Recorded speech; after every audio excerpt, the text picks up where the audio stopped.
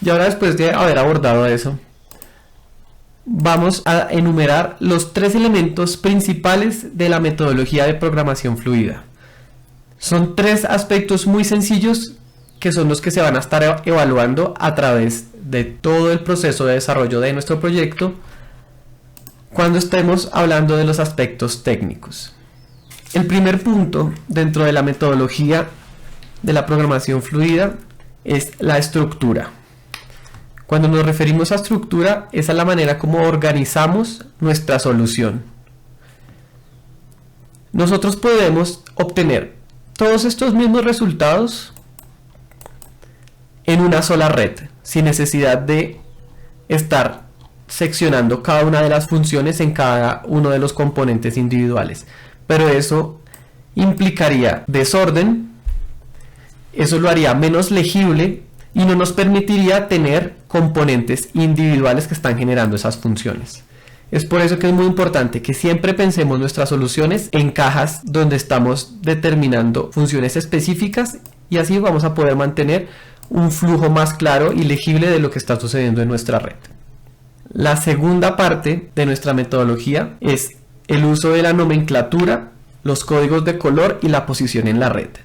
Cuando hablamos de nomenclatura, es a la buena práctica de que cada vez que creemos un componente, lo nombremos. Y de esa manera vamos a saber exactamente a qué nos estamos refiriendo. Por ejemplo, en este caso, todos estos 7 textos están enumerados, texto 1, 2, 3.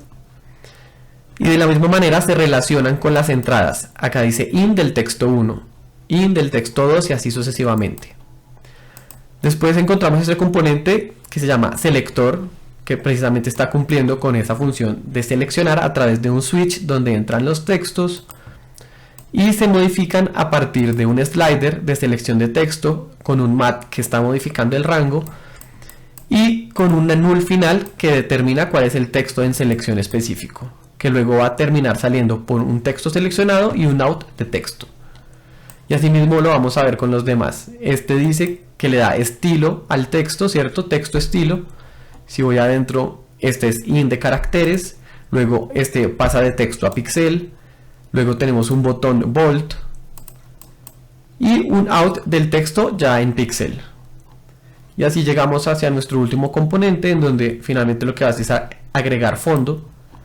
Cuando llega a fondo tiene un in de texto, tiene una constante de fondo, tiene un over, que lo que hace es poner el texto transparente sobre el fondo. Fijémonos que este solamente va a generar un cambio en una constante de color y tenemos nuestros 4 sliders donde está el slider del canal R, el G, el B y el alfa y por último el out final para poder llegar hacia nuestro null de la salida de texto.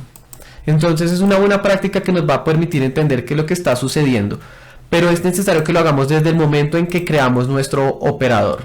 Por ejemplo, si yo acá voy a traer un movie file in y quiero que este sea el movie file in de video de conteo, voy a darle desde el principio movie file in, dejo el principio del nombre para saber a qué tipo de componente se refiere y luego pongo video conteo o cualquier cosa que yo necesite. Lo puedo hacer en mayúscula o lo puedo hacer en minúscula.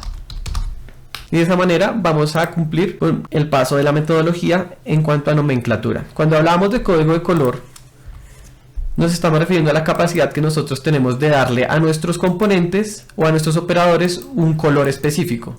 Eso lo hacemos a través de la tecla C, se abre esta paleta, nosotros tenemos seleccionados algún operador, podemos cambiar el color de su borde interno, pero va a conservar el color que tiene por defecto y que corresponde a su familia. En este caso yo utilicé los colores para poder agrupar que estos son fuentes o entradas, y acá tenemos un selector que hace una función única, por eso está en rojo. Luego tenemos el de texto a estilo, que también es una función única, por eso está en un color distinto. Luego tenemos 3 que hacen la misma función, todos están en verde. Por último tenemos este URL en azul. Y en cuanto a la posición en la red, es tener en cuenta que siempre, y es muy importante que lo mantengamos presente, siempre el flujo de información va de izquierda a derecha.